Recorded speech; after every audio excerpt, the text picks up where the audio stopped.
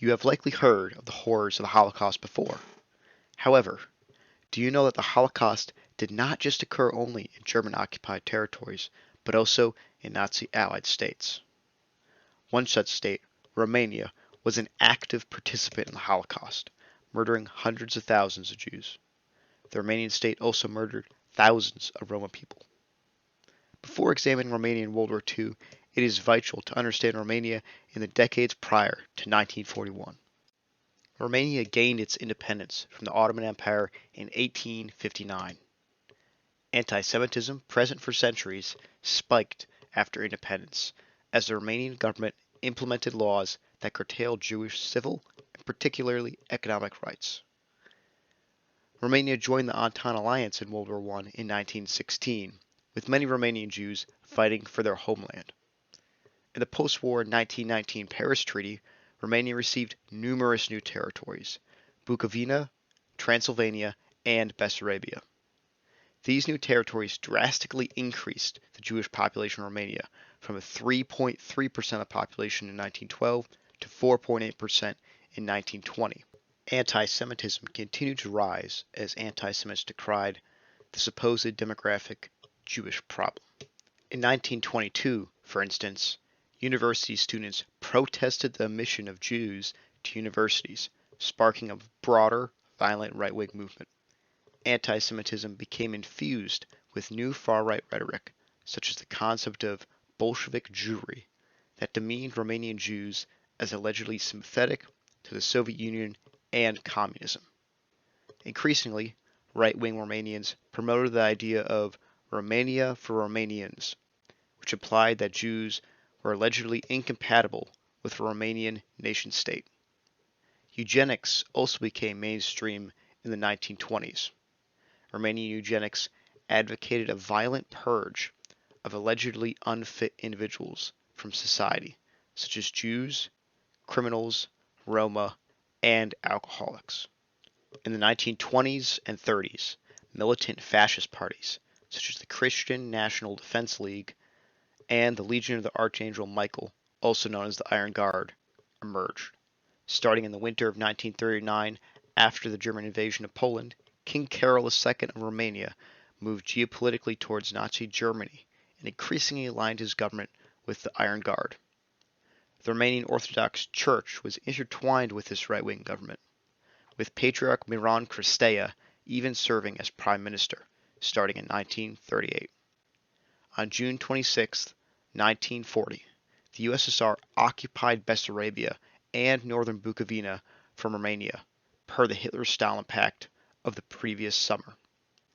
Concerned about further Soviet or Hungarian territorial desires on Romania, King Carol II abdicated on September 5, 1940, in favor of fascist general Ion Antonescu.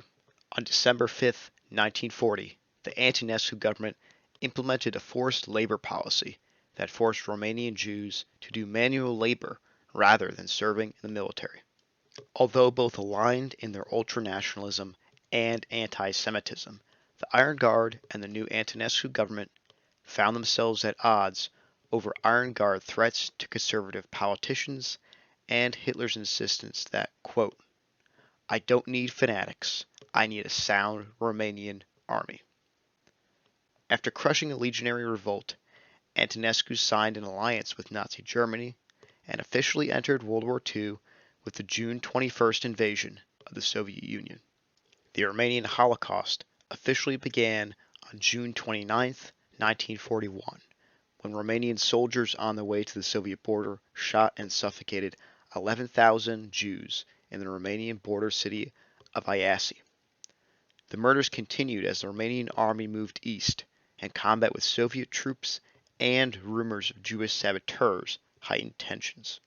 Captain Leon Ostrevsky summed up the Romanian military's murderous goal with an order to, quote, "kill without mercy, from babes in swaddling clothes to elderly men with beards." However, these initial massacres were not universal and mainly targeted young Jewish men. Many Romanian soldiers were sickened by executing women and children, so instead targeted supposedly legitimate Jewish victims like military-age men and village leaders. Jewish women, children, and elderly were instead left for future deportation and starvation, rather than instant murder. Some killings were targeted at the entire Jewish community, like near Belzec, where Romanian soldiers robbed and shot Jewish men and women before beating the children to death with their rifle butts. Importantly, German and Romanian soldiers worked hand in hand with anti-Soviet civilians who were indispensable in identifying their Jewish neighbors for murder. Gentile farmers often participated in the genocide, especially through robbing Jewish neighbors. German and Romanian soldiers killed most Jews via shooting, but in some areas the Axis occupiers elected to bury their victims alive. Few Romanian military officers protested, but there were some who resisted the government, such as General George Delasanu, who refused to mandate Jewish stars in the area under his command. The Romanian state not only murdered Jews through military-directed killings, but also through deportations. With little German support, the Romanian authorities initiated a campaign of brutal deportation for the Bessarabian, Bukovinan, and Transnistrian Jews who survived the wrath of the Romanian army. Jewish deportees died of exhaustion, starvation, exposure to the elements in winter, and deliberate drowning by soldiers. In many cases, half of the initial deportation group died on the journey. Many Jews died on deportation trains too, from dehydration, wounds suffered before embarkment, suffocation, and crushing from the physical mass of deportees. For the Jews who survived the brutal train rides or marches, they faced equally grave living conditions in work colonies. Jews were forced into three types of enclosure: ghettos in existing Jewish neighborhoods, concentration camps where Jews were often corralled into barns and stables, and labor camps designed for the express purpose of exploiting Jewish labor for the war effort. In non-Ukrainian Romania, the Antonescu government implemented a similar labor-focused policy, forcing Jewish Romanians to clear snow in January 1942. While smaller in number, thousands of Romanian Roma died of disease, starvation, and harsh treatment before and after deportation to Transnistria. In camps in occupied Ukraine, Romanian clergy played a vital role in murder. Priests, often motivated by greed, profited significantly by robbing Jews of clothing, jewelry, and antiques. At the Bergh concentration camp, camp chief and priest Dumitru Pandrea personally robbed and ordered the murder of Jews and Soviet prisoners of war. Romanian missionaries also sexually assaulted and raped Jewish women. In spite of violence and inhumane living conditions, Jews in camps and ghettos found ways to aid each other. Local Jews received deportee Jews warmly, even housing deportees in their homes and providing them black market goods. With the exception of the Mogilev ghetto, Jewish police protected the Jewish community from Ukrainian police and vigilantes. Jewish rabbis often maintained their religious practices, such as only eating kosher. Local and deportee Jews even coordinated the maintenance of soup kitchens, orphanages, and hospitals in the Sharagorod ghetto. In early 1944, a few Jewish survivors were allowed to return home from the camps and ghettos in Transnistria.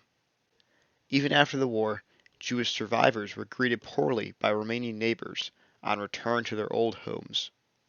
In spite of Jewish resilience, hundreds of thousands of Jews died in the Romanian Holocaust. Survivor and scholar Avigdor Shakin estimated that 700,000 Jews died at the hands of the Axis in the Romanian Holocaust in his 1995 book, Burning Ice: The Ghettos of Transnistria. In his 1992 book, The Silent Holocaust, Romania and its Jews, survivor I.C. Butnaru proposed a death toll of at least 400,000. The 2004 Romanian Vasil Commission headed by renowned Nobel laureate and Holocaust survivor Elie Wiesel, suggested that 280,000 to 380,000 Jews were murdered. The vast majority of the Jews of Bessarabia and Bukovina were murdered. Ultimately, few Jews within the borders of pre-war Romania perished, as Ion Antonescu refused to deport them to the Belzec death camp, instead preferring to use them as forced labor and bargaining chips with the advancing Allies. On August 23, 1944, King Michael I orchestrated a coup against Ion Antonescu. Romania soon joined the Allies, fighting against Nazi Germany for the rest of the war.